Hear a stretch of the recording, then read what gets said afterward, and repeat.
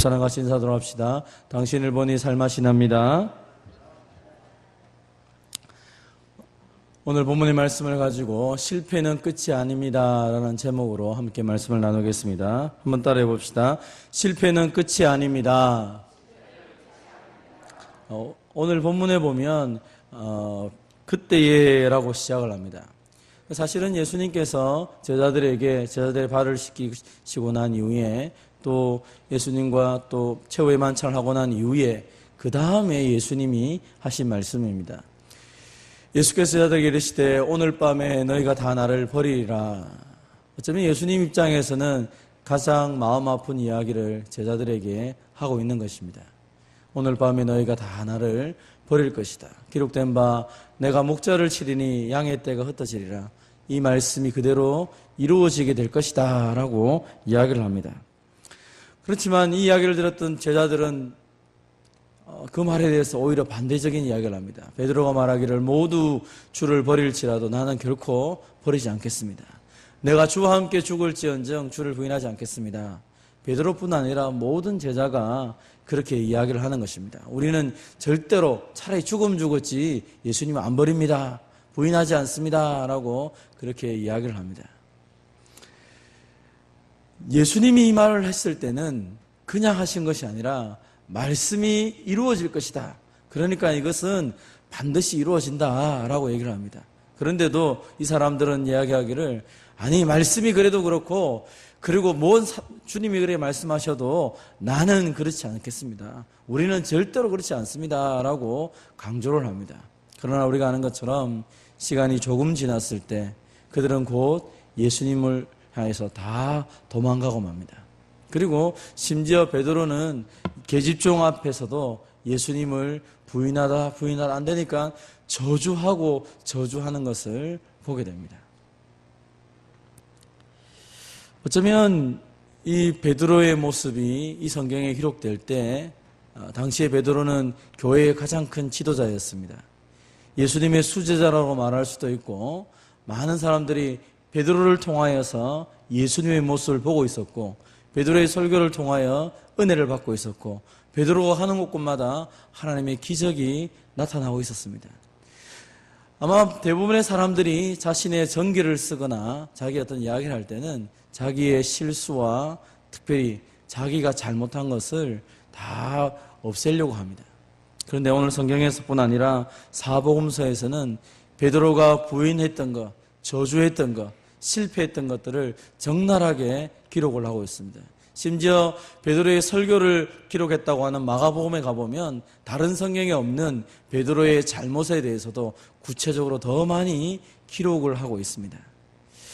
그러면 어쩌면 우리는 이 베드로처럼 모든 사람 앞에 존경을 받고 또 어떤 곳에서 가장 높임을 받고 있지만 우리 모두 다 어떤 실패의 자리를 경험하고 이미 가지고 있는지도 모르겠습니다.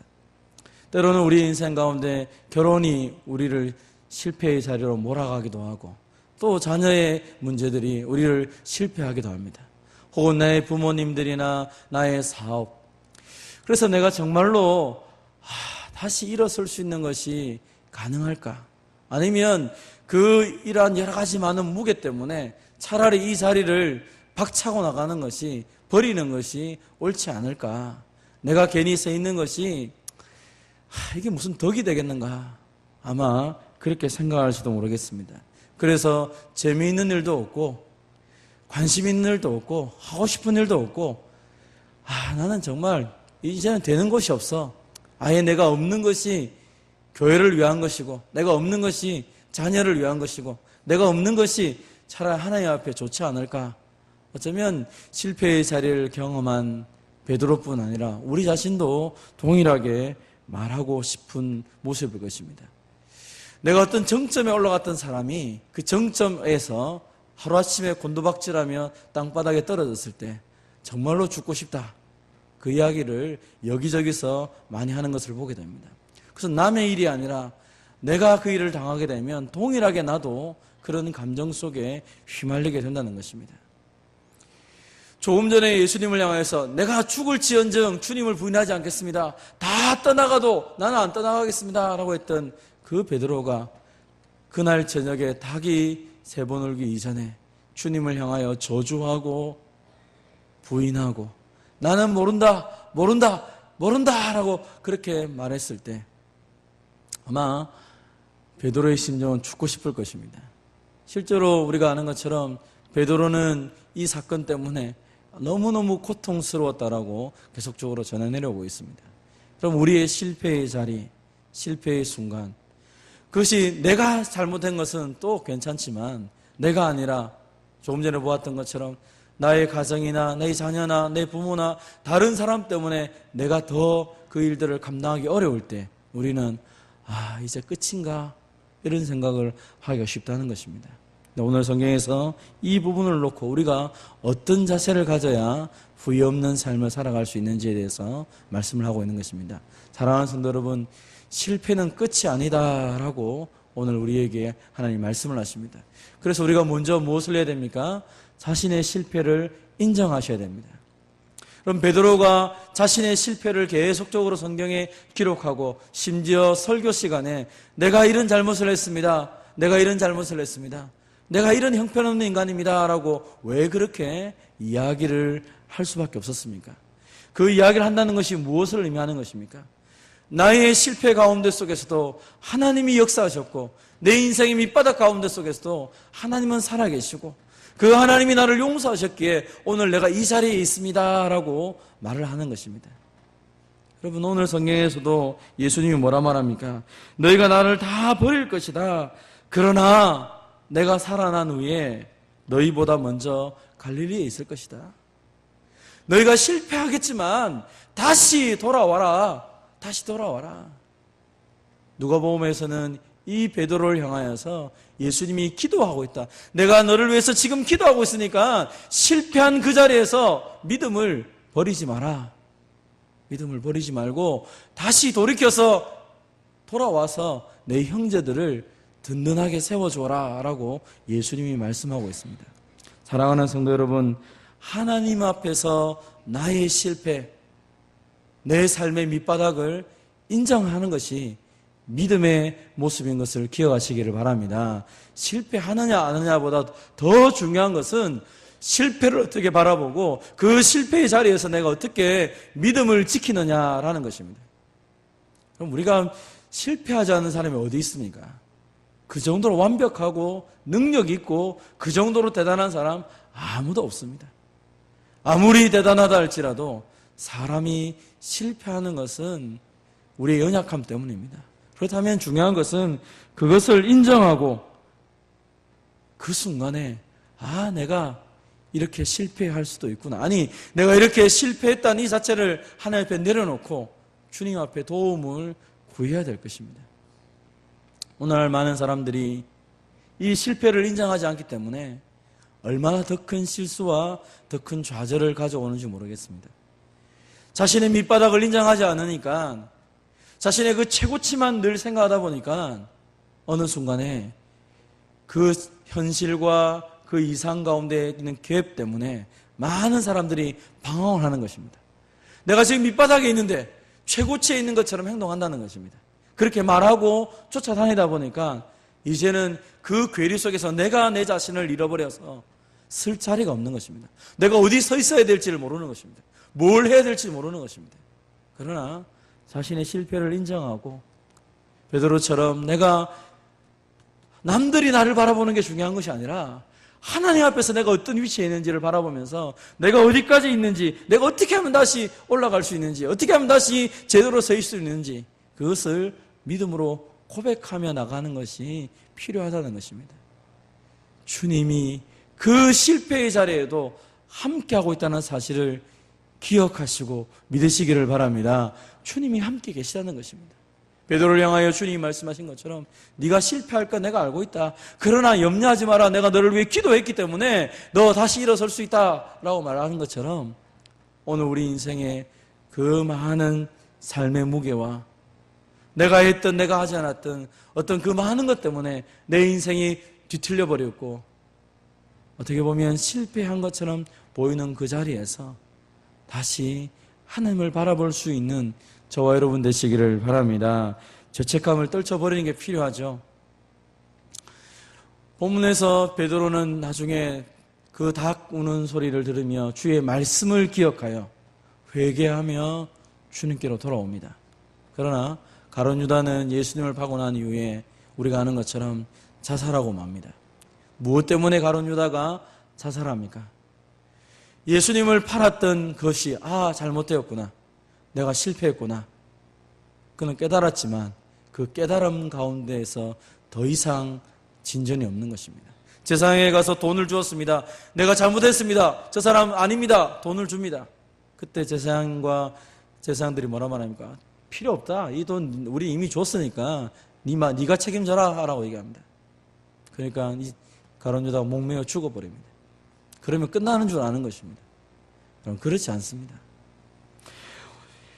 베드로는 그 순간 속에 주의 말씀을 기억하고 회개하고 주님께로 돌아오는 것입니다. 여러분 한번 따라해 봅시다. 실패해도 우리는 주님의 자녀입니다. 여러분 이 사실을 기억하시기 바랍니다. 우리 인생 가운데 바닥에 치는 일들을 만날 때가 있습니다. 정말로 어쩌면 최고치의 인생을 살아가는 그 순간에 내가 바닥에 있다는 사실을 발견하는 순간이 있습니다. 그때 우리가 꼭 놓치지 말아야 될 것은 그래도 내가 하나님의 자녀다. 그래도 예수님 나 같은 자를 위해 십자가에 죽으셨고, 그래도 예수님이 나를 위해서 기도하고 계시고, 그래도 하나님이 나를 기억하고 계시다. 우리 가운데 이 죄책감을 떨쳐버리지 못하면 늘 넘어질 수밖에 없어요. 사단이 우리에게 하는 가장 큰 게 뭡니까? 내가 지난날에 네가 무엇을 실수했는지, 무엇을 죄를 지었는지 내가 잘 안다. 너 가정스럽게 그 앞에 서서, 사람들 앞에 서서 그렇게 말하지 마라. 네가 뭐 잘했냐, 내가 다 알고 있는데 하면서 우리의 감정을 얼마나 많이 긁어내는지를 모릅니다. 그러면서 우리 스스로 좌절하고 더 이상 서지 못하도록 만드는 것입니다. 그럼 사탄이 하는 일은 우리로 하여금 죄책감에 빠져가지고 더 이상 아무것도 하지 못하도록 우리를 그렇게 만든다면, 성령 하나님은 탄식함을 통하여 우리로 하여금 회개하며 하나님께 나아갈 수 있도록 은혜를 주시는 것입니다. 사랑하는 성도 여러분, 혹 여러분의 인생 가운데 내가 정말 꿈꾸고 소망하고 기도했던 그 내용들이 아니라 내 인생 가운데 누가 봐도 잘못되었구나라는 순간을 만날 때, 그리고 내가 잘못했구나라는 순간을 만났을 때 하나님을 기억하고 하나님 앞에 엎드릴 수 있는 저와 여러분 되시기를 바랍니다. 그래서 세월이 가면 갈수록 우리가 해야 될 것이 무엇입니까? 어쩌면 생의 마지막 순간에 정말 우리가 깨닫고 가는 것이 무엇입니까? 내가 참 무기력하구나. 나에게는 무능력함이 있구나. 나의 한계가 이것이구나. 정말 오늘 하루하루를 살아간 이 힘조차도 나에게 별로 없구나. 그 사실을 깨달으면서 하나님의 도움을 구해야 될 것입니다. 삶의 많은 부분이 내 손에서 벗어나 있음을 깨닫게 되면서 이 많은 순간순간 속에 내가 꿈꾸었고 소망했던 일이 제대로 이루어지지 않은 것 때문에 낙심하는 것이 아니라 그렇구나. 내가 정말 제대로 해보려고 했는데 그렇구나. 이제는 하나님의 도움이 필요하구나. 하나님 나를 도와주십시오 하고 우리가 하나님 앞에 엎드리는 것이 굉장히 중요한 것입니다. 여러분, 하나님이 우리에게 원하시는 것은 내가 이만큼 해왔습니다. 하나님, 내가 이만큼 주를 위해 살아왔습니다 라고 말하는 그 소리보다도 오히려 주님, 내가 그렇게 살아오려고 애를 썼는데 사실 돌아보니까 이거밖에 안 됩니다. 나를 불쌍히 여겨주십시오. 하나님은 오히려 우리에게 우리 자신이 진솔하게 나아오는 것을 원하신다는 것입니다. 사랑하는 성도 여러분, 우리의 삶에서 정말로 필요한 것이 무엇일까요? 저는 우리가 매 순간순간 정말 멋있게 살아가고 싶지만 자주자주 넘어지는 것을 경험하면서 다시 시작할 수 있는 능력이 필요하다고 생각합니다. 그럼 우리가 어떻게 다시 시작할 수 있습니까? 우리 자신을 보면 다시 시작한다는 것이 그렇게 보이지 않습니다. 보이는 것, 들리는 것, 경험되는 것을 바라볼수록 이제는 그만해야지. 이제는 관둬야지. 이제는 이만큼 했으면 됐지. 어쩌면 우리는 그 사탄이 주는 이야기 때문에 스스로 다시 일어서려고 하지 않고 포기하고 버리고 그만두려고 하는 것 같습니다. 세월이 지나가면 지나갈수록 더 뭔가 능력이 있어서 더 크게 될 것처럼 보였는데 가면 갈수록 무능력함과 한계 속에서 그 실패만 쌓이는 것을 바라보면서 그만둬야지 그런 생각을 할 때가 많습니다. 그러나 사랑하는 성도 여러분, 오늘 성경에서 그러나 내가 살아난 후에 너희보다 먼저 갈릴리로 가리라, 그러나 내가 너를 위해서 기도했다라고 말하는 그 예수님의 음성을 우리가 다시 한번 듣고 기억하고 일어서야 되는 것입니다. 그럼 우리가 다시 시작할 수 있는 능력은 우리 안에 없습니다. 과거에 잘했던 것이 우리를 다시 시작할 수 있는 능력으로 주는 것이 아니라 주의 말씀이 다시 우리를 세워주는 줄 믿으시기를 바랍니다. 말씀 안에 거하고 말씀 붙잡고 다시 하나님 앞에 엎드리며 나아갈 때에 새롭게 시작하는 성령의 능력이, 그 창조의 능력이 우리 가운데 다시 나타나는 것입니다. 한 번밖에 없는 이 인생을 살아가면서 다시 우리 인생에 시작할 수 있는 재기의 기회를 주신 하나님과 더불어서 다시 시작할 수 있는 우리의 마음이 필요한 것입니다. 나이가 중요한 것도 아니고 나의 지금의 직분이 중요한 것도 아니고 지금 어떤 환경이 중요한 것이 아니라 오늘 이 순간에 다시 하나님 앞에서 하나님, 내가 다시 나의 연약함을 고백합니다. 다시 하나님 앞에서 주님과 더불어서 시작하기를 원합니다.